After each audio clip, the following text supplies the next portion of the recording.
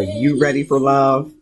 Hi, I'm Marcus Holmes, the facilitator of the Love and Stuff community, and we're ready for you to join us on the next episode of the dating game. Forget all of the social distancing. Let's get up close and personal online. And who knows, you might make a heart connection that will lead you to a private Zoom room date. Inbox me now at Marcus R. Holmes or at Love and Stuff for your opportunity to connect closer while we are so far apart. Stay safe and be well.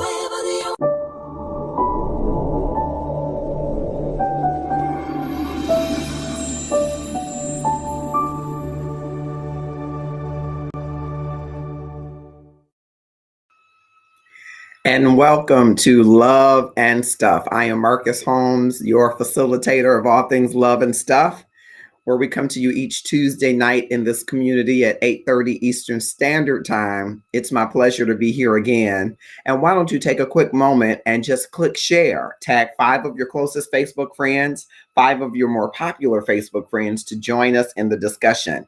And as I'm looking across platforms, we have folks that are joining us both on our Love and Stuff page and on the Marcus R. Holmes page, as well as on YouTube events. We're on live also on Twitch TV via Restream. And so thank all of you that have joined us. Leroy Hurd Jr., Denise Coleman, Corey Mildred King, James Arnold, Andrea. Thank you so much. I'm just trying to do what I can do. And so I hope that all of you that are joining will click share. We appreciate your coming by because we know that in this time of pandemic, everybody is on Facebook Live. And so we understand that, and we hope that the content that we bring to you is worth your while. I hope you will click share and tag some folks to join us in the discussion today. We have a few guests that are going to join us. And I hope that just as an opener, you will share with us in the comments where you are and what the temperature is like where you are. Join us now. What the temperature is like where you are. Where are you? I am in Northwest Detroit. The temperatures have been in the 30s today, but I won't complain because I'm here to feel it. I am on a gratefulness journey every day, and I hope that you are as well. But drop in the comments where you are and what the temperature is like where you are. Love and Stuff is a wonderful community, and you can join our Love and Stuff community if you haven't already by going to the Love and Stuff page and clicking follow. We're in a wonderful season, and we're going to have some great events that are coming up that we'll share with you a little later. But there is also merchandise that you can purchase on our page.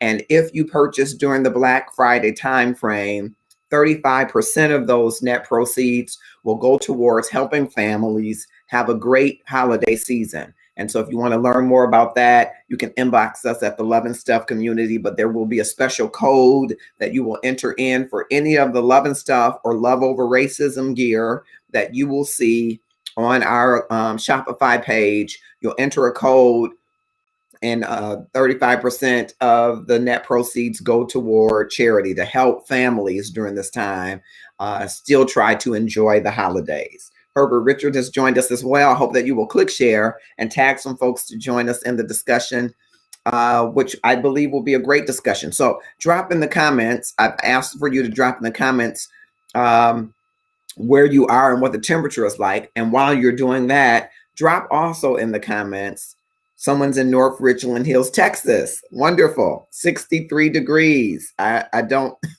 I wish I had 63 degrees, but I'll take my 30-something degrees. Thank you so much. Also drop in the comments, have you ever played sports? Have you ever had a mentor? Have you ever had a coach? Drop the name of your mentor or coach or sponsor, that person that helped you build those skills. Or maybe you weren't in sports, but you had a mentor, a teacher, an uncle, someone that was a mentor to you. Drop his or her name in the comments. We're going to be talking with a couple of coaches about their work and their impact in their community, because my hope is here in Love and Stuff that everyone will up their love game and increase the amount of love in the world. And think about that for a moment from a coaching or mentorship standpoint. Think of the number of individuals that maybe they are youth or children or maybe they're adults and they're coming behind you in their career, or they're coming behind you in some vocation or trade. You can share the love of your craft, the love of a sport with someone that helps them to move forward and become the very best that they can be. All right, Charlotte, North Carolina is here with 52 degrees. All right, Kim Wilson is joining us. Thank you for coming. I hope you will click share and tag some folks to join us in the discussion. We're talking today. We have a few guests that are going to join us momentarily, talking about coaching and mentors, and going into this season with gratefulness around the work that we do. And everybody can serve in some way as a coach or a mentor. And you say, well, not me. I haven't accomplished everything I want to, and I haven't been the very best example. Some of the best lessons that you can teach someone is what you did wrong.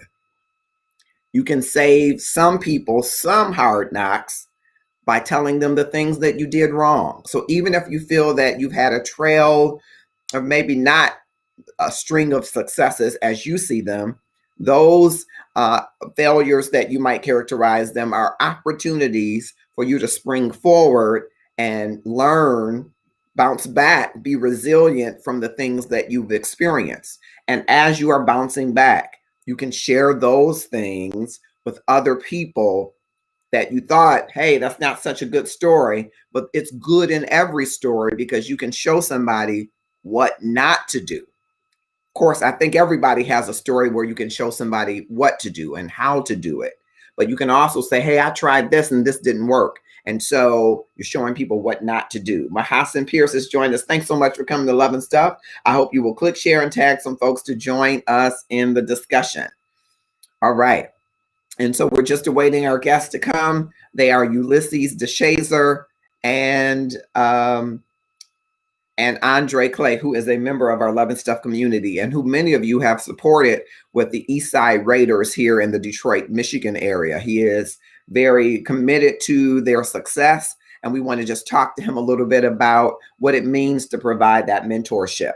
And so as we're waiting for them, we'll come right back in just 1 second. While we're doing that, I hope you will click share and tag someone to join us in the discussion. If you want to get your money together, you want to get your finances together, Christina Smith is the person that you want to talk to. We'll be right back. Welcome to Powerful Money Tools, LLC. At Powerful Money Tools, we are here to prepare for your future. We want to talk about financial freedom. Financial freedom is budgeting, credit building, and also financial education. So once again, welcome to Powerful Money Tools, LLC. We can't wait to help you in your financial future.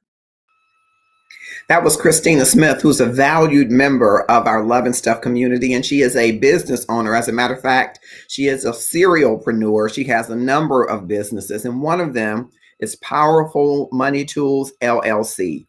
We had a recent event where someone won a $200 voucher or $199 voucher to begin her credit repair and financial readiness. And she hit the ground running, and she is working with Christina Smith on her way to a better financial future. What about you? You might not want to share it with everybody that all of your ducks aren't in a row and that you want to be able to afford that home, that car, start that business. You want to begin to build your business credit and get your finances in order.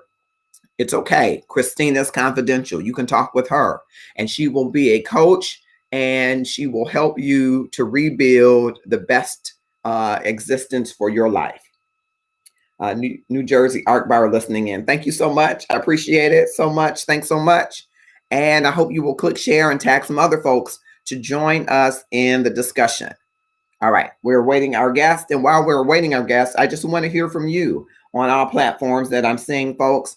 Drop in the comments, who is your mentor, or who is or was your coach? Drop his or her name in the comments. Shout them out right now. And maybe the most important lesson that you've learned from your mentors. For me, I've had many mentors in many areas of my life, have had and have. From my brother, bless his memory, Stephen Holmes, who was a mentor in music among a number of mentors, and then mentors in business. And so One of the many, many lessons that I've learned across mentors is honor your word. My first mentor, which was my dad, said, "You're nothing more than your word. You can't get to the job, you can't get to the money, you can't get to the business deal if the other party does not believe your word. You must be consistent and honor your word. If you say that you're going to do something, do it. Honor what you commit to." And I have held on to that as a part of my mantra and passed it down to Autumn as being very important. If you commit to doing something, people will remember that you committed and did and followed through. They will know that they can trust you. All right. All right. So while we're awaiting one of our guests, I'm going to bring in our other guest to join us. She is no stranger to us, but she's coming to us in a little bit different way as we're talking around our mentors. And so I'll bring her right in. Give it just a quick second. Fantastic. And that's Tabitha Goodner. Tabitha was one of our standout elevated voices for She's Cooking Something. And I want to just ask you, as we're pivoting slightly while we're waiting for other guests, how many of you are planning to cook for the holiday? Here in the state of Michigan, there is a shutdown afoot. And so it begins tomorrow. And many people are probably out shopping and doing all types of things, but we were strongly encouraged, almost short of begged.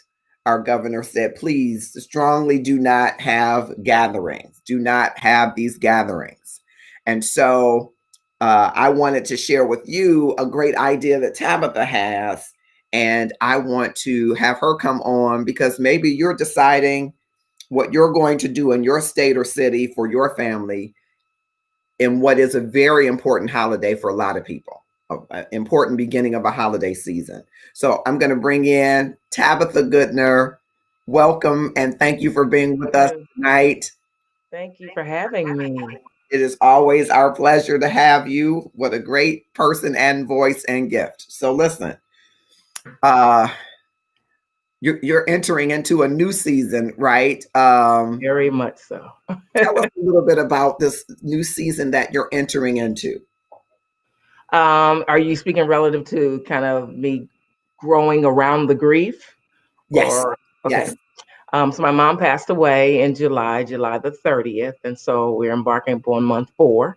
Mm-hmm. And this will be the first holiday, really, without her other than, the Labor Day holiday.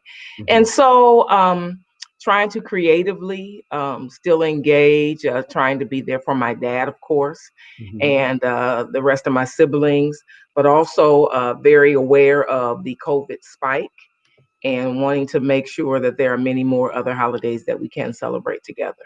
So giving deference to what is wisdom and trying to find out how do we yet still create a new tradition, because my mom being gone has broken the tradition. So we need to figure out what's the new norm. And decided my dad is 80 years old, so we want to make sure that he is safe. He is not immunocompromised in anything other than age.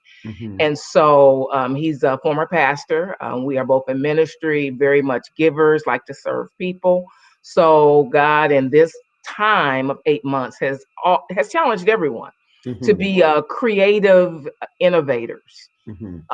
He hasn't stopped his assignment on our lives. He hasn't stopped his passion to help people. And he says, what you do to the least of these, you've done unto me. And so the least of these has multiplied in this 8 months. And so how do we yet get substance and resources to the least of these? And so creatively, our family, what we're going to do, and I love to cook. That's a grandmother gift that was transferred. So, let me ask you right there. So your grandmother transferred the gift. Is this your mom's mom or your dad's mom? This is my dad's mom, but my mom was also a cook. So I got my mom's So you home did it all the cooking, way around. and my grandmother's baking. Absolutely. So Yes. take us to grandmother's baking. Tell us a little bit of something maybe she taught you that you can share. You don't have to give away any special recipes, but I mean, maybe something she all taught. things baked, from, everything's from scratch. Everything is straight from flour, salt, butter, no margarine. Everything is its purest form. She taught that from, a little girl at 6 years old. You use everything from its purest form. Do not use substitutes. Okay. She said it was good, number one, for your body. Mhm. Secondly, it was good for flavor and taste, and you didn't have to use as much if you started with purity. Okay. So I've used that to benchmark in various areas of life, not just cooking. Okay. So yeah, biscuits, breads, all those things the sisters like that are hip huggers, and that men like, tasting that flaky crust that you get with your cobbler. Come on, Uh-huh. come on, That cobbler. I have yet to taste yet, but it's okay. It's It's really okay. okay. I love you. Chess pie, pecan pies. I mean, all of those pastry things. Uh, Bread pudding. So Tabitha, let me ask you this. Did you ever lick the batter, your grandma's batter from the cake? Did she let you lick the batter after she had poured all of it in the Absolutely. I mean, oh, that was the purpose of assisting. The hallelujah. sous chef got to taste. Yes, absolutely. That was the benefits. So you got all of that all the way around and you're carrying that forward. Tell us a little bit about your mom. What are some of the favorite dishes that your mom cooked? And then I want to hear just a little bit about, because you shared with me your mom and dad were married a very long time. So tell me about some of those dinners around tables and things like that. Well, let me tell you the hilarious thing. Okay. Mhm. Now, my mom was very strategic. My Okay. mom was the oldest of 8. Mm. So she was the mother hen. And I learned in her transition, God, illuminated the light to me to understand why her siblings were yet so close. And when she was passing, they too were losing a mother. And so once I got that awareness, my compassion, my understanding, my ability to step back and let them step forward and deal with her in the right way, was balanced. But my mom, what she did was transfer what she had gotten from her mom. Her mom made her the chef of the house. My mom made me the chef of the house. Wow. So when you say, what is your idea or memories of dinners around the table? It's me cooking. To the point that I do not know how to cook small. And so that's been my pandemic remedy.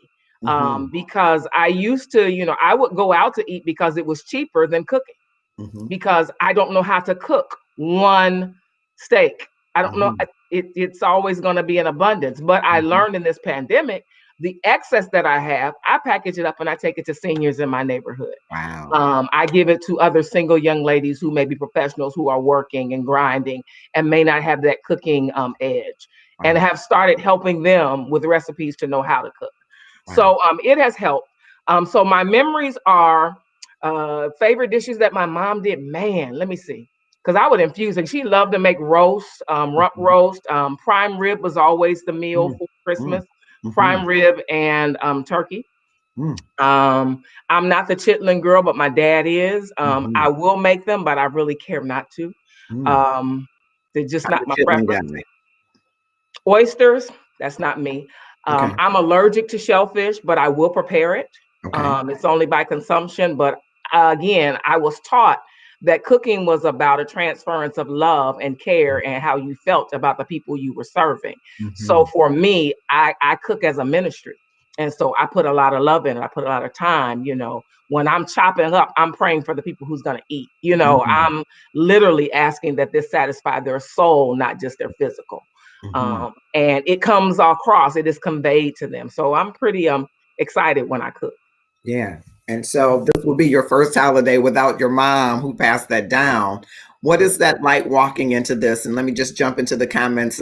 We see you, Bishop James Williams. We love you too.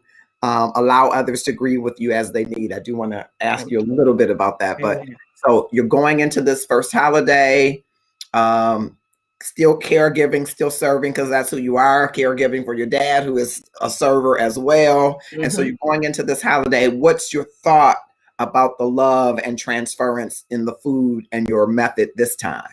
It's going to be food on the move.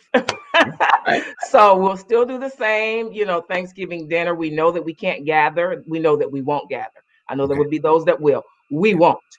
And so what we will do is I will prepare a big meal. A lot of it I will prepare here and transport there so that it's not cumbersome for me, because I want to enjoy the holiday and my time with my dad. When I'm there, I like to really give him focused time. So in getting there, we will actually bundle up meals. They'll have times to come and pick up, or we will drop off on the porch, of course. And we will all gather at a set time on Zoom. And if those want to heat up their meal, or we will set our own tables privately, but we will come together at a specified time, and we will then still share as a family the Thanksgiving meal, but in our own homes, being safe, and knowing that God has still yet blessed us and kept us. I think that is awesome. And I just want to double back, because you said you're going to be preparing a meal here and taking it there. You're preparing a meal here in Detroit, Michigan, and Correct. driving to Indiana where your dad Correct. is. How much love is that? That's only thing I'll be cooking is the turkey there. That's it. Everything else will be prepared here. And bless your heart. I'm I going meal to prep for him. Boston Market for my turkey. Say again. I said, bless your heart. I'm going to Boston Market for my turkey. Bless your heart. Bless your heart and all your parts. I'm going to Boston Market for my turkey. I gave that up a few years ago. Autumn and I always go to the parade. Of course, this year there won't be the parade like it was, Right. but normally it was a task to try to do the turkey and go to the parade and all of that stuff. So a few years ago, I said, I'm just going to go, and Boston Market has been a blessing to me. But you're going to be preparing a meal here and taking it there. That's a lot of love. I have a lot of love to give. Yeah. Yeah. I Tell do. me a little bit And about, it's worth it. Go ahead. Go ahead. It's worth it. Again, my give and my focus is my dad, and he's grieving. He lost a life partner, 60 years in marriage. That's his best friend. And that void, I just want to help in some way to soothe. I know what this Thanksgiving meant to her. My mom's love language was cooking and feeding. And so here it is, and we can't. And for him to demonstrate in some way, just a little portrait of who she was. And what we're going to do is give meals to the ladies and the people who, when my mom was sick and we were in the caregiving season, they would prepare meals for them. Wow. So, God's law of reciprocity, Wow. just intentional love and appreciation.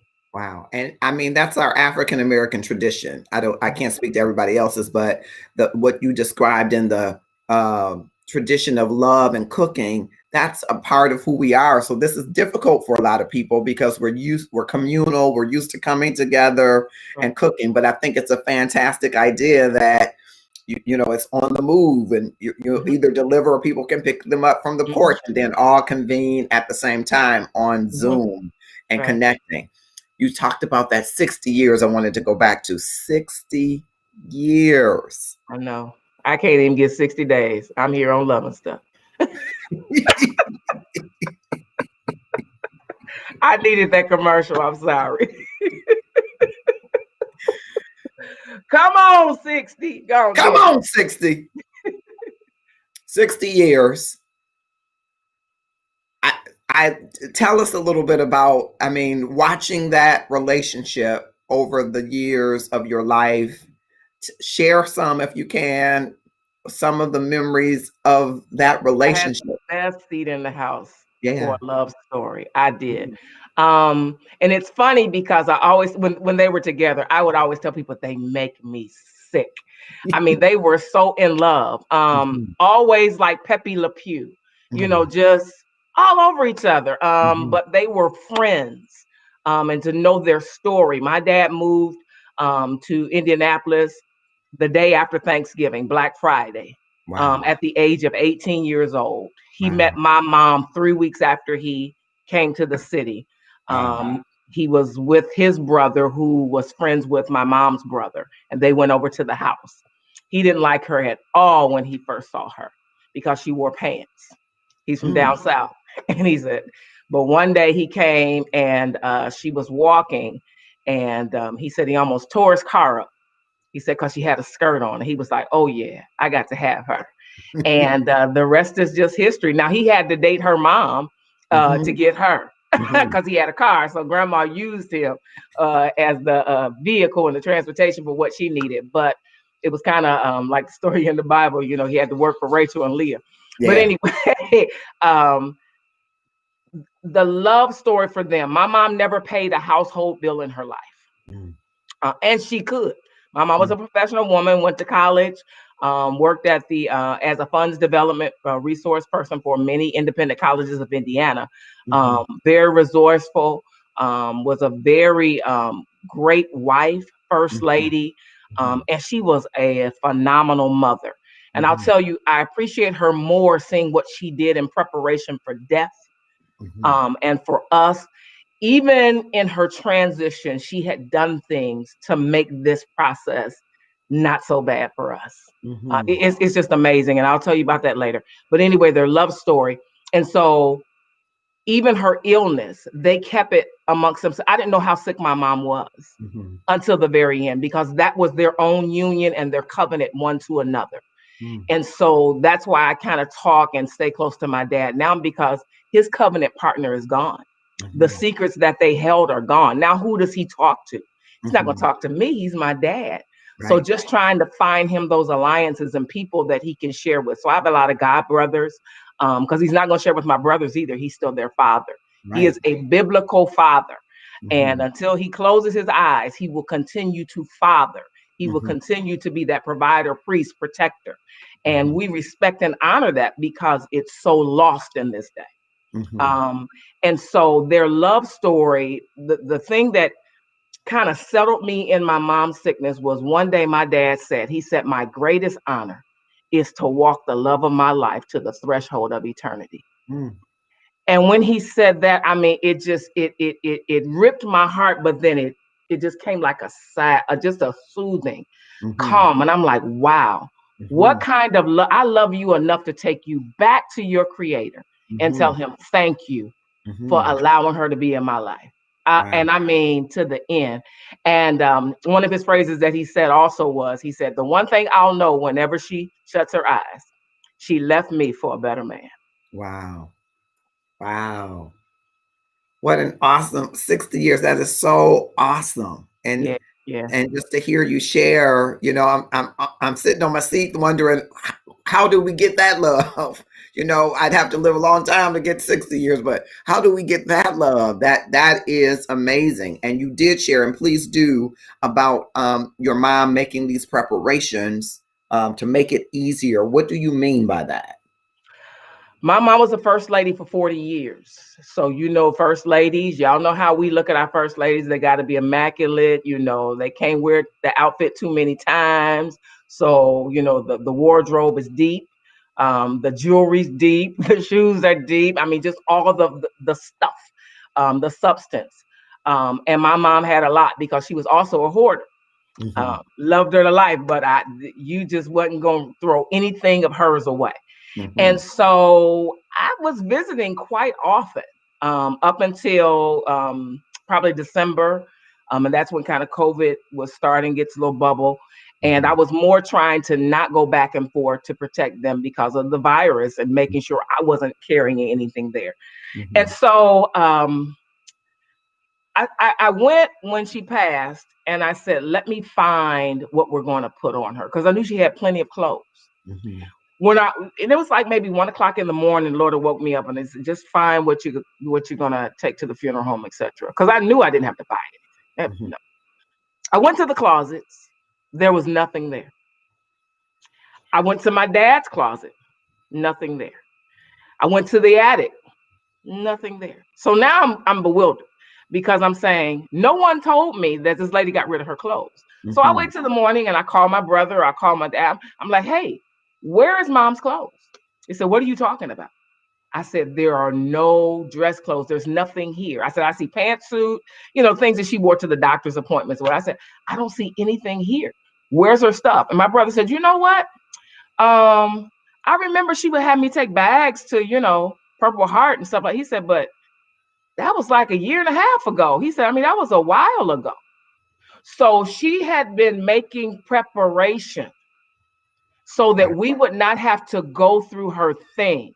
Wow. When I went to her, her intimates drawer to get the things for the funeral home, there were only 4 items there. That's it. And it was the 4 items I needed to take to the funeral home. Wow. That was it. The dignity, you know what I mean? The dignity of this woman. I have high regard. I said, I got to up my wife goals. I'm going in drawers, and I don't want to say too much because I know we're on Facebook. I go in drawers and I'm finding love letters to my dad. Wow. That he doesn't even know are there. Wow. Because she wants to make sure he's okay. Wow. So she planted love letters in advance, knowing that she was going to transition for him to read at future points. Yes, sir. Wow. Yes, sir. Wow. What a woman. What a woman. What a woman, and what a love. And so all of that love just wrapped in all of the children and bringing it to food on this holiday, which I think is awesome. Now tell me, what are you going to be cooking? We know you're cooking turkey, but what are all the fixings? Just make us salivate real quick. Well, I'm also going to do the prime rib. Okay. I'm not going to shortchange the people. So we're doing a prime rib roast. We're doing dressing, mom's famous dressing. Okay. I'm doing candied yams. I'm doing sweet potatoes and candy. My dad is a candied yam guy. So he will get his candied yams. It'll be sweet potatoes. We're doing fresh green beans as well as greens. Okay. We will have macaroni and cheese, of course. Okay. There is a carrot souffle that I make that tastes like sweet potatoes. Believe it or not, because we do have some vegans. So I'm doing the carrot souffle. I'm doing chess pie, which is my dad's favorite, and Dutch apple pie, and of course, grandma's pound cake. What other sides are we doing? I mean, it's a myriad of sides. Real mashed potatoes, and because we got to do about probably 20 to 25 meals outside of my siblings and their families. Got it. And so will you just be doing all of the cooking? No other siblings, nieces, nephews, nobody's helping. You're going to be doing mostly all of the cooking? No, COVID is real. I'll be doing it all. COVID is real. COVID is, it's absolutely real. I think, I hope that people are struggling with it because our very nature is communal, right?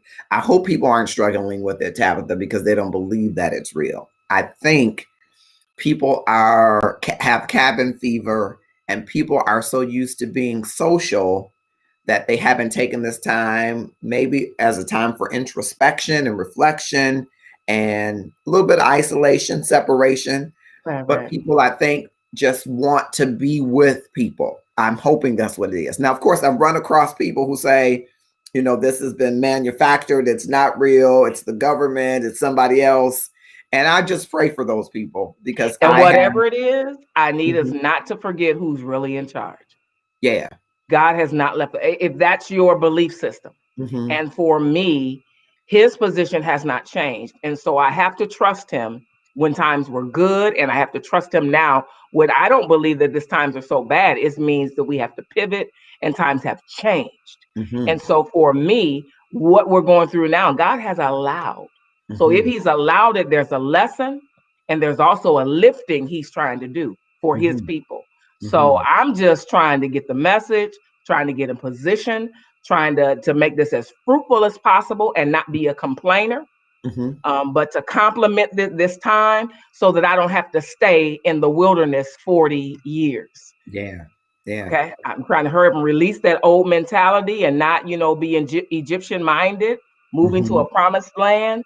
And, we've got enough roadmap that we don't have to do the things the same way. So I'm keenly trying to make sure Tab doesn't fall into that because culture is trying to dictate our temperament on this time. Yeah. Really is. Yeah. And what do you say to the people that are planning to gather?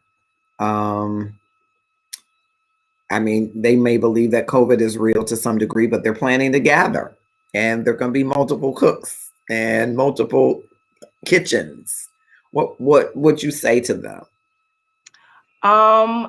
Again, that's their faith and their belief system in action. I sit in the mercy seat, and so I pray that all things are well. I pray that all things are safe. I pray that they're doing the best that they can do to keep everyone in their gathering safe. No judgment, no condemnation, all love. Um, and we have to approach it that way. That's Christ's way. He gives us a will and an option and a choice. And we can, because I'm choosing one way doesn't mean your way is wrong. It's my journey. It's my God journey. And what we choose to do. And again, as I said, my dad's age, and I couldn't live with the fact that I had a gathering and then my dad fell ill because of that gathering, not after losing a mom 3.5 months ago. Not at all. And so because of where I am in my journey, it drives my perspective and the decisions that I make. And I cannot deflect that on someone else. Yeah. We're talking with Tabitha Goodner about her plans for her family, wonderful family, and social distancing plans with food on the move. We're going to take a quick break and come back. When we come back, Tabitha, I want to ask you a little bit about, now you might not be able to tell us what's in your recipe, but what goes in a good dressing? I want to know what goes in good dressing, what goes in good mac and cheese and those candy yams. We'll be right back. Yes, sir. Hey, check out Polish Me Pretty, Detroit's newest premier nail salon and spa, located at 12531 East 7 Mile Road. Check out our luxury pedicures, such as the Volcano Spa Pedicure or our Jelly Spa Pedicure. It is an experience like none other.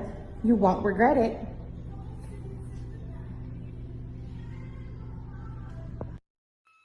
We're live on Love and Stuff, and that was Coco Kemp and her new business, Polish Me Pretty. You can patronize her. She would love to. She's a part of our Love and Stuff community, so we want to give a shout out to her. Kristen Williams Lindsay has joined us, as well as Lynn Shaw. Pam Lynn is saying, I pray as well for everyone that has a gathering during COVID. Yeah, I agree. Andrew Jerome Crawford has joined us, as well as June Rochelle Eaton, who's another one of the business owners in our community. I love June. All of you. And I hope that you will click, share, and tag some folks to join us in discussion. We're talking with Tabitha, and you missed that segment. You want to go back and watch that later. Her talking about her mom and dad and their love story. And so now we're coming into her first Thanksgiving, where mom has transitioned, and she's letting go of those old thoughts about some of Thanksgiving and making sure it's safe and taking food on the move. So I want to talk a little bit about this food that's going to be on the move. It makes me want to drive over to Indiana. Food is on the move. And so this dressing, what goes into good dressing? Number one, not sweet cornbread. Okay. Not sweet cornbread. Onions, green peppers, light sage. Dressing should not be green. Chicken broth, and what I typically do is do the broth up of the turkey for more of authentic. Again, remember, Grandma taught all things pure. So definitely there's butter in there. But yeah, we'd use a whole cornbread, white cornbread, as well as toast to give us consistency. And more than anything, it's not soggy and it's also not dry. So it's about timing. So yeah, without giving too much, of course, salt and pepper, garlic, onion, all those great chopped up seasonings. Okay. All right, good. And what goes in some good macaroni and cheese? My Because Lord. everybody thinks they make good macaroni and cheese, but what goes into it? Rule number one, do not overcook the macaroni if you're going to bake it. And so it should be al dente before it goes into the oven. Cheese sauce should start with the roux, as we had in our last segment when we were together. It's all about the roux, and you start with real butter, all-purpose flour, and again, move from there on whatever cheeses are your preference. The biggest thing for me is I am huge on seasoning, but not salt. So to me, anytime you add something, you can't add bland, you must add flavor. And so if you're adding the noodles in, the noodles should be seasoned. If you're adding in the roux should be seasoned at every phase. That's a part of our culture and what puts love in every bite. So, and it's not over seasoned either. So, but it's those flavors. And I know in our last segment, Yasika, our chef, she spoke highly of paprika. And that is absolutely the truth. Try some different seasonings. It will change you in your approach to many of our what we call mundane dishes.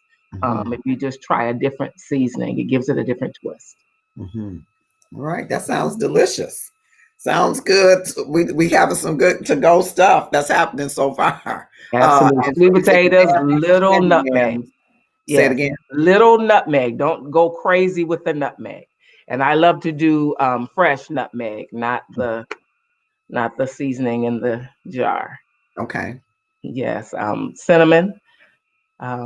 Again, real butter, and you just bake them and allow them to have time. I don't do canned yams. I do fresh, boil them, and again, boil them to al dente. Don't boil them cooked, because again, then they become mushy, and now you have souffle. Yeah. Yeah. Okay. And then what about those greens? Oh my God! Let me tell you just a secret. What has changed my life in this pandemic is a pressure cooker. Yes. Yes, pressure cooker. I can now do greens in less than 2 hours. Yeah. So, and I've been working on it all summer. So greens is just about, again, the onions, green peppers, whatever you flavor with, which I flavor with peppers and onions. And my little twist is I always put cabbage in like the last 10 minutes. I just love a green mix. It gives it a different kind of punch. Of course, crushed red pepper in it. And I typically, I try not to do meat, but if I do meat, it's definitely not going to be a pork. It will be a smoked turkey or, a honey turkey, something like that. Got it. So no salt pork for you. No, not even a sliver. No, I'd rather people put that on themselves if that's their preference. Just trying to, again, that's the love I, want to share. Yeah. That's great. Now, thinking of all of this love and all of this cooking and all of the preparation that goes into it, how do we hand that down to the next generation? Because we got a generation that doesn't maybe do as much cooking now. Autumn, I've taught her everything I know how to do, and she'll cook, but she's like, Uncle, I'd rather you cook it. I said, well, I get joy in knowing that you know how to cook it and tasting your food now. But we're a microwave world in society. So how do we hand down the concept of putting love in your cooking and love in your food? How do we pass that down? Well, I FaceTime still with my nieces, and I have a little great niece now. And so whenever she's with me, I allow her to do certain things when I'm cooking. I have, a hand chopper. I let her. So it's how it was transferred to me. Cooking was also a time of transferring information. We had conversations during cooking. I was able to express my heartfelt feelings, even if there was something my mom did that I didn't like. I could convey that better when we were cooking than just kind of, oh, by the way, sitting on the couch. It just helped her to receive from me. And so I use those same moments with my nieces and those that I'm to pour into. I don't have any children. And I also have been, mentoring and sharing with young women. I now have young girls who were what I had a princess group in Dorcas Ministry. There are 2 or 3 that are now chefs. And so I'm very, very grateful that, the love language of nutrition and nourishment for the body and soul has taken root and been multiplied. So that lets me know that, my life did have some value, that those things were shared. So I can only be me, so I FaceTime and show them how to cook and all of that. I seize moments. Again, we can complain about the pandemic, or we can get creative and innovative in how we remain in what God has called us to be. Yeah. Miss Queen Lyle Lockhart, thank you for joining us. Ingrid Poole, thank you for joining us as well. I hope that you will click, share, and tag some folks to join us in the discussion. We're talking with Tabitha Goodner, just about some good things around the table and about what I think is a great idea. Tell us one more time. You told us in an earlier segment, but you're going to be cooking. She is in Detroit, Michigan. She is going to be taking that food to Indianapolis, Indiana, to be with my dad, who is 4-month widow. And so we want to create a new tradition. But we still want to stay true to who we are as givers, as setting a table, providing and nourishment as well as spiritual and physical for people. So we will be sharing the meal with those, number one, who helped caregive for my mom, and to our extended family there in Indianapolis. And we will all gather at an appointed time on Zoom with our meal, and we will break bread and we will share what we're thankful for, and we will start our new tradition in technology. Wow. Mhm. Now, a year from now, if there is a vaccine and if it's widely accepted, do you think that you will continue this tradition, or you'll wait and see? You'll have some maybe hybrid of the two. So here's the blessing. See, I know we will continue it because many of my nieces and nephews, they're out on the West Coast, in Texas and California. So while I'm preparing these meals, they will be preparing their Thanksgiving meals.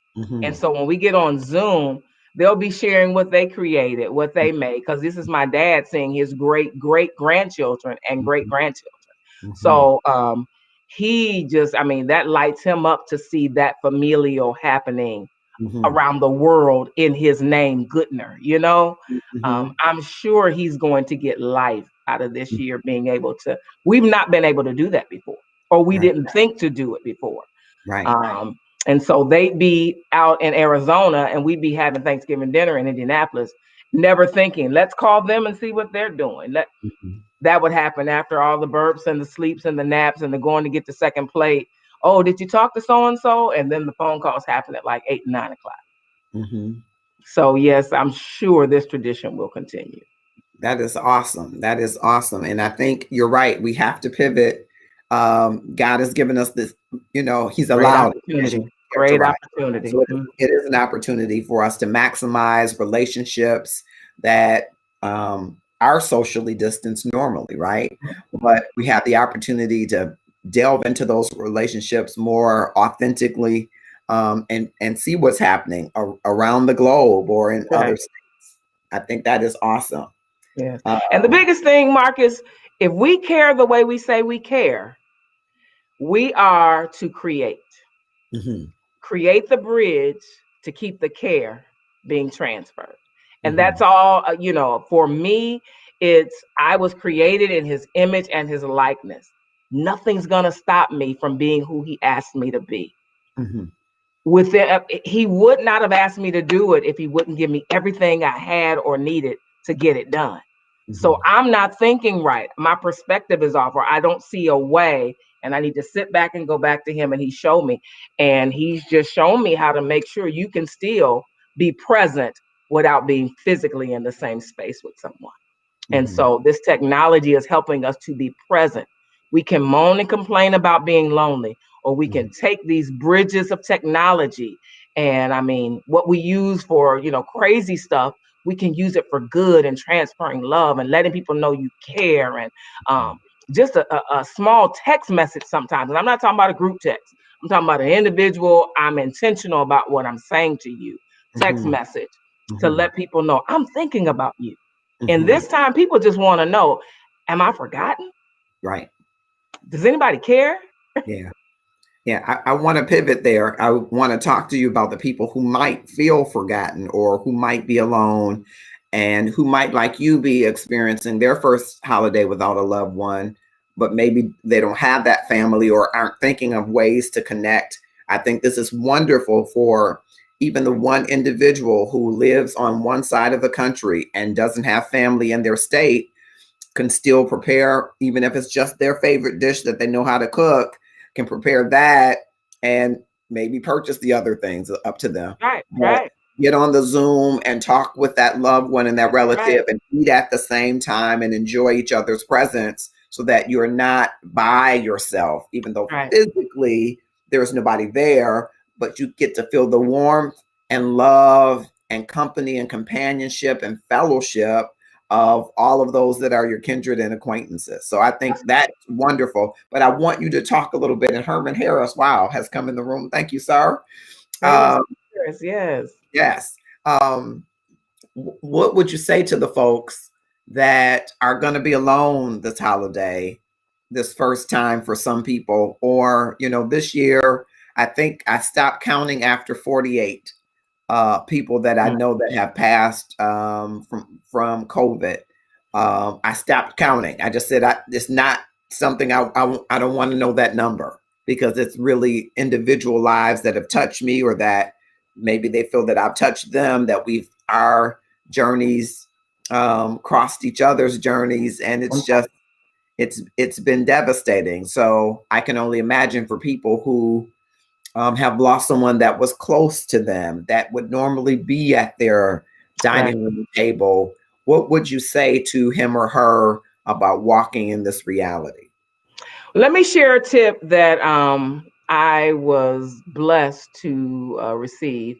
I am in a group called Grief Share. And I started this journey maybe 4 weeks ago. Why did I get in the Grief Share program? I didn't want to fall by the wayside. Did I feel depression? Did I feel sad? No. But I do know that I'm human. I do know that I suffered a real loss. I was at that 3-month benchmark. And I said, hey, the crowd gets thin right about now. You're not gonna get calls and cards.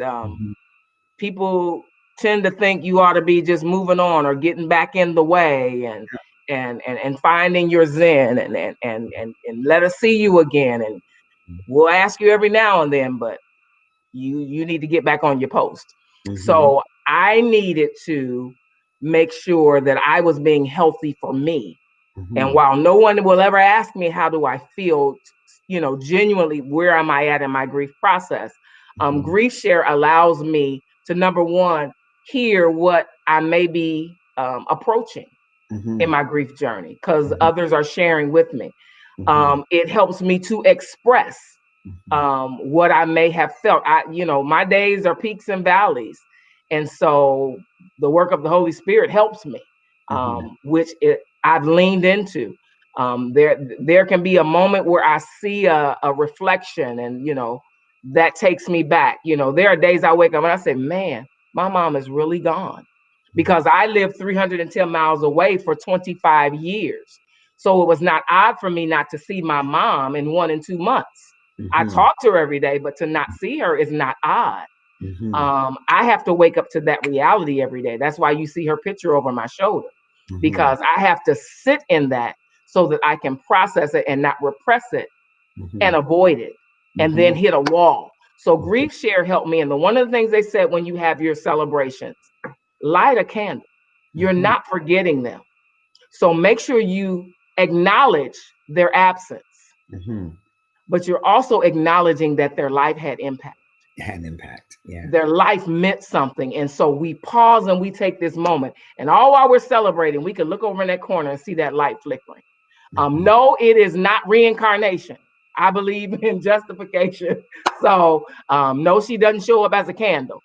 She has glorified body and she's waiting on that rapture. But it still is a symbol of, I'm not forgetting the impact mom made in this family, just not my life, but in this family, the matriarch. She's gone, but not forgotten. Her impact is here. You're eating this dressing because of the recipe she shared with me that I'm now sharing with you. All of that. And so it's really funny that you say that, because that's one of the things we did. We have a sentiment to go with every meal. And these are just different sayings my mom said to remind people and to keep depositing her wisdom into others. Yeah. That's awesome. And so for that man or woman walking into their first holiday, now Grief Share, is this something that people can join wherever? Absolutely. Okay. Absolutely. And would you suggest that for everybody? I recommend it. I recommend it for you when you just talked about all the various people who have passed. One of the things they highlighted this week was, I have a gentleman in our group. In 2 weeks span, he had 5 deaths.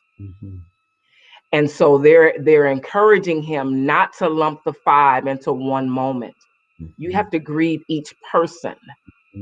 That's going to be a process. So they have taught him to write letters and express individually, so he can begin to process that. Everybody meant something different. They deposited something different. Their indelible imprint is totally different in your life.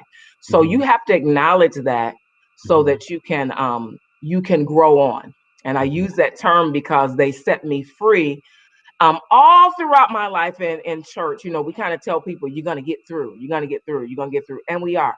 But they told me with our grief process, you're going to grow around it. You're going to get better, but you're going to grow around it. So, it's a big hole right now, but you're going to grow to the point that it will be a dot one day, but it'll never go away, because God planned for this person to be in your life and then to have the fork in the road and then it branch off. So we don't negate it and say it was never there. Oh, it was there. Yeah. Yeah, it's like a birthmark. Yes, it's there.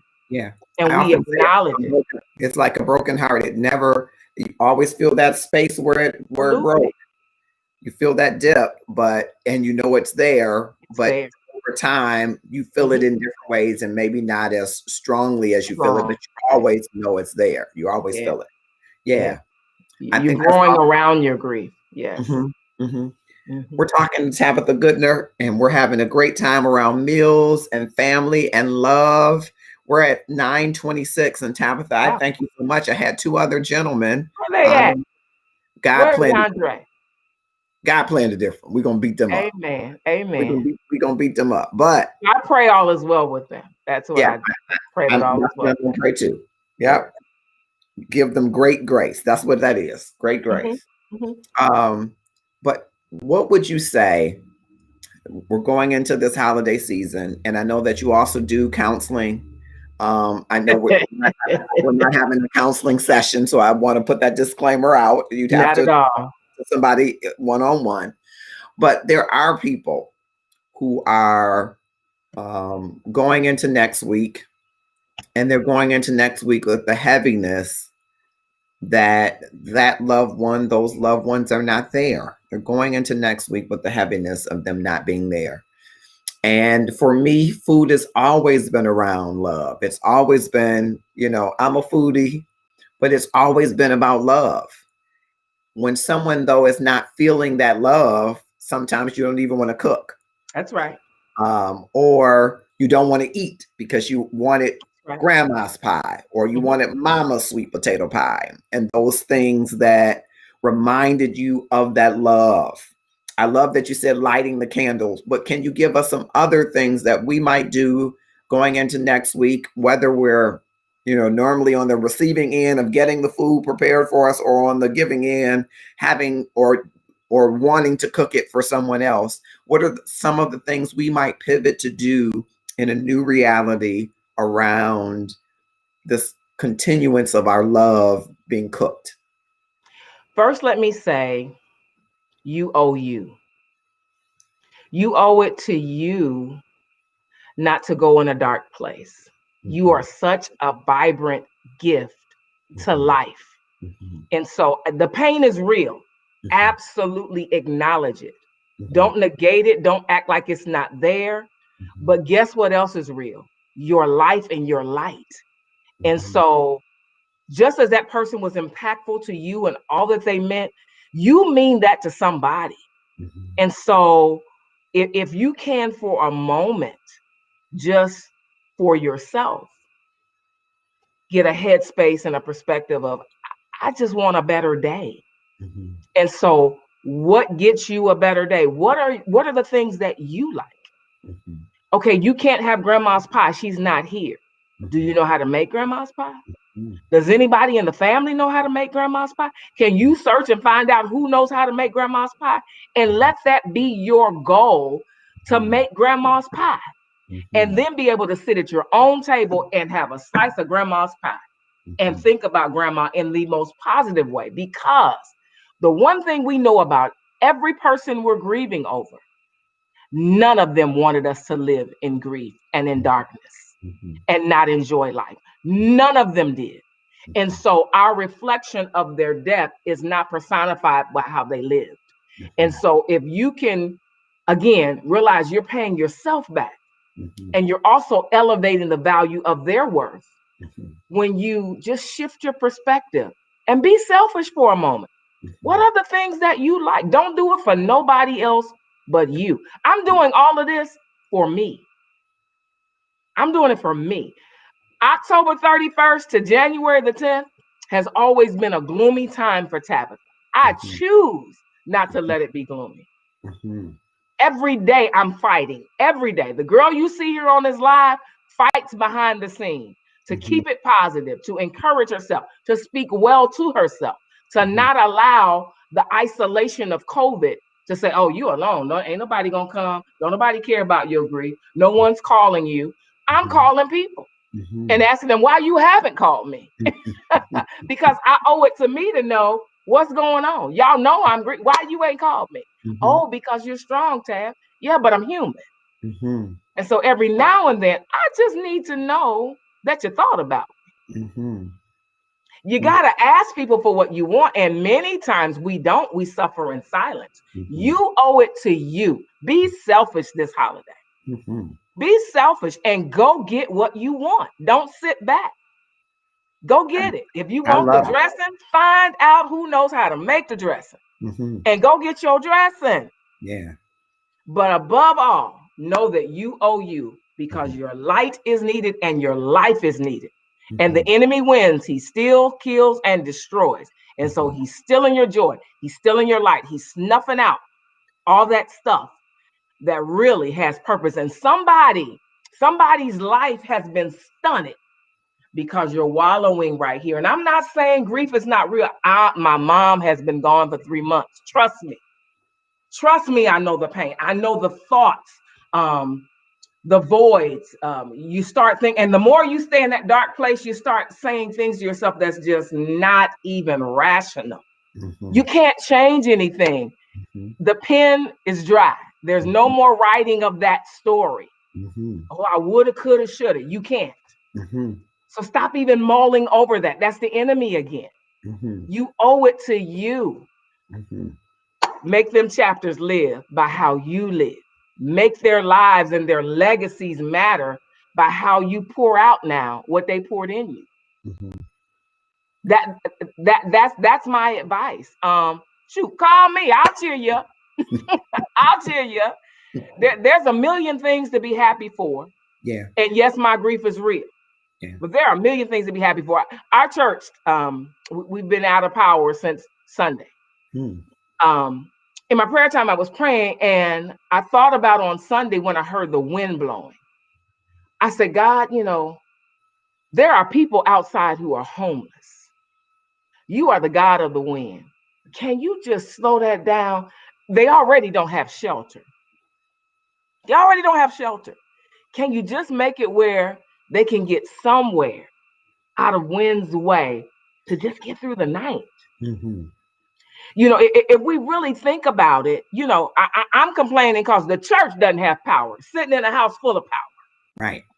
You know, it's perspective. It's us really thinking outside of that pit we're in. And the blessing and the assurance is God is in the pit with you, but he's willing to walk out with you. Yeah. Tab, she's going to call you. She's going to encourage you, but she's not going to get in the pit with you. Yeah. You've got a companion sitting right there waiting to walk out with you. You owe you. Don't you let this holiday be the sum total of this season for you. It's one day, 24 hours. Yeah. If you want to sleep it away that whole day, but let it be your decision and let you do it in joy. Don't you do it in depression. Yeah. Don't you do it in agony and suffering and crying. That is not what your loved one would have desired. Yeah. It's not. Yeah. And that was a large part of what I loved that you said. All of it I loved. I think you should write it down. You owe you. That should be that's my hashtag. A guide to walking through grief. You owe you. I think that's you need to put that together now, because what I loved about that, it reminded me of something that my mom said. My mom had encephalopathy, and so she was for periods of time not conscious. But before that happened to her, she said, we were talking about her business and stuff and power of attorney. She said, you know why you have the power of attorney? I said, no. She said, because you are the one that is going to take you longest to let me go. She said, but I've lived my life and it's been a good life and you've been a great caregiver, which I knew she was making that part up. Mothers always tell the story, but I was doing the best I could. She said, you've been a great caregiver and a great son. And when God is ready to take me, he's going to take me. But he knows that you have to come to terms with my absence. So I have you as the power of attorney. So you'll have as much time as you need to. I put your brother as the executor of the will because you won't be able to handle it. He'll be in the frame of mind at that time of what needs to do. And I'm like, you're thinking about me and your time, getting ready. You're thinking about me. She said, yeah, because when I'm gone for my reward. You still have living to do. And I would not want to leave and know that you aren't living. Come on. No mother would want her child. No mother. When she dies. No husband, no wife. So that really loves their spouse. No. That resonated with me. So in those moments, though it's tough, I always go back to what she said. Okay, would she not want me not to cook on Thanksgiving? Of course not. She would want me to cook. And she would want me to play music, and she would want me to have a good time, and she would want to know that there's laughs at the table and there's conversation and this church politics and this politics and all the things that we talk about would still go on. All that she had invested in me would still go on. She would never want for me to wallow in grief in a way that didn't honor her or honor life. So when you said that, I was like, yes. So many people need to come to that place, though, because it's a hard place to get to when you want to have the presence of the person that you loved so dearly. It's a hard place to stay in, knowing that that person isn't there. But you have to be mindful that that person was thinking of you even then and beyond would want of a better time, of greater times to happen even when he or she is gone. So I love that when you said that they wouldn't want that. They wouldn't want next week, us going into next week, even though it is tough. And I don't mean at all to diminish or minimize what horrific year has been, especially for people and to people. I know of some people who lost 3 siblings to COVID this year. Jesus. And so I don't want to diminish that at all. But I want people to know that you got to think about those loved ones when you're going into this season, and not just think that they're gone, which is the whole thing of the gratefulness journey every day. You have the right and should reserve the right to grieve for as long as you need to grieve. As long as you want.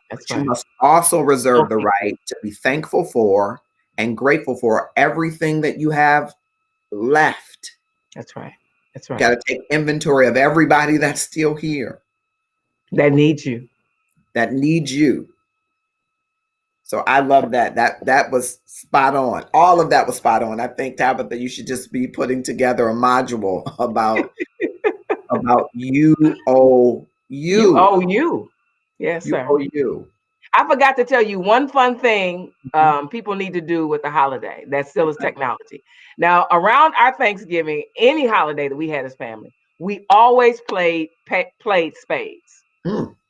So we've already gone online and found an online spades virtual.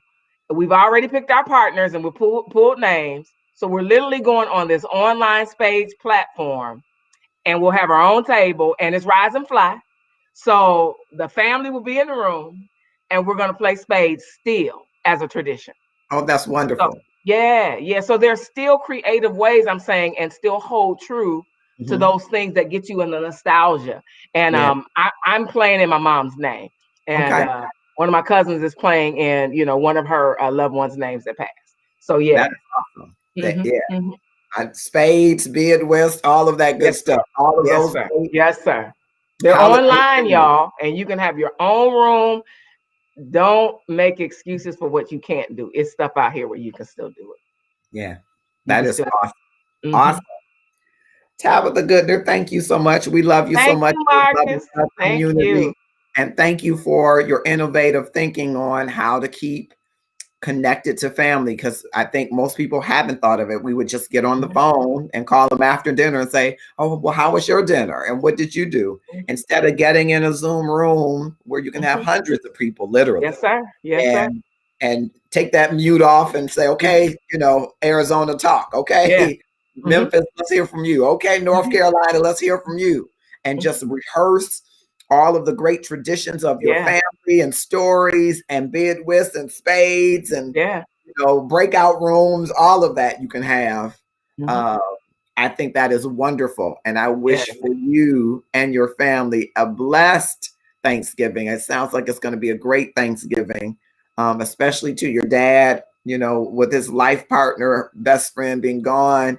Certainly prayers and covering to him, but it sounds like you got a blessed idea for your family to gather and enjoy one another. And I hope people that are listening and have listened will implement some of these things in their celebration to bring people together, because I think that's what it's all about, continuing the love, bridging that love, and bringing people together.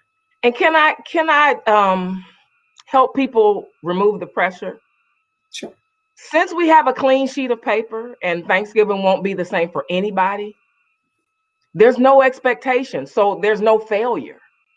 Just do something. Create your own new reality, and don't put pressure on yourself. Yeah. That's so unwarranted. Just flip it. I mean, if you want to do Thanksgiving breakfast, do it. Yeah. It's just open. It's a white piece of paper. You can write it. Yeah. Don't confine yourself. Create something. That's great stuff. I thought about breakfast myself, but I like oysters and nobody likes them like that. I love them. So they would be on a breakfast or brunch table. I said, they'll be like, what? Oh, here you go with that. But yes, I think that's great. It's a perfect time. Yes. And a clean sheet of paper, a clean slate to say, this is what we're doing. I'm a grill today or whatever it is. Whatever it is. I'm going to do a broil, seafood broil, whatever. Yeah. That's excellent. Tabitha Goodner, thank you so much. And tell us, I know that you are doing sharpening sessions, Lady Dorcas, but you just be finding out everything. So I want to make sure that you share that with people. People need to know we're elevating the voices. All voices matter, but there are voices that God is putting a lot of love on, because he wants them in the humble way that he's called them to reach the world. And I believe the consideration of that reaching is love. Amen. And so if you're sharpening yourself, it really is to get closer to the reflection of who God designed for you to be. And that when you look at yourself, you see him through you and hear him saying, keep going, because you're going in the direction of the victory that I've called for your life. And so Tabitha does sharpening sessions. You got to check her out to do that. What else might they do in following you? Not just in our community, but following you wherever. I am on Facebook with Tabitha Goodner or Lady Dorcas. You can look up either one. I'll be there. I'm also on Instagram at Heart for Him, and it's HEART, the number 4, and him is spelled HYMN. I am also a singer and writer. And Twitter, I am trying to fight to get my account back since the hack, but it is at A Heart for Him as well. And I'm grateful for anyone who my voice has resonated or been able to bring to you a message of love, of hope, of inspiration, and encouragement. My greatest accomplishment is always being able to pour out. And so I pray that something I've said tonight has helped you to just have a different perspective and hopefully bring something alive in you that you can walk out in it. We were called to bear fruit, and that fruit will remain. So I pray you all have a blessed Thanksgiving, but please understand it's one day. It's one day. It's 24 hours. Don't overcomplicate it. Don't overthink it. You owe you. Right. Thank you so much. And you participated in our She's Cooking Something. If you Yeah. missed that, you missed a treat. All of the sisters were cooking something special. And next Friday, we have another event coming up, and we will open the door for ticket sales on Thursday morning. So after you have eaten all of this food that now I know everybody heard Tabitha's table of the stuff that she's going to be cooking. Tabitha's table, I like that. She's going to be cooking all this food that made you hungry or made you say, let me go make sure I'm cooking stuff right. Then Friday, what are you going to do? Some of you will Black Friday shop, maybe online, maybe. And some of you will be stuffed. Well, listen, we got something called Stuffed with Love. Oh, It's good. a spoken word experience. So we're going to have some poetry. We're going to have some music. We're going to have a little bit of comedy just for you to kick back and enjoy yourself for about 90 minutes from 7 to 8:30. Tickets will be available Thursday morning, and we want you to be there, enjoy yourself after you've done all of that cooking, everybody. Just give yourself some time to kick back and relax because you owe Yes, you you owe do. the opportunity to kick back, relax, and enjoy. So you'll hear more about that very soon. Thank you again, Tabitha, for being with us Thank tonight. you for the Thank you, opportunity. everybody that's watching YouTube events. Thank you so much. Have a great night and take a little time to spread some love in this season. Love. It's the love that the Father intended for us to have. It's the love that He intended for us to reflect. That's right. It's the love He intended for us to rehearse about ourselves. It's a love story. He's written a love story just about you, and He wants you to rehearse it. So much so that you do more than believe it, that you live it. And then when you're living that love, you will be well suited to love your neighbor as yourself. Yes. I'm Marcus Holmes. Thank you so much. Have a great night.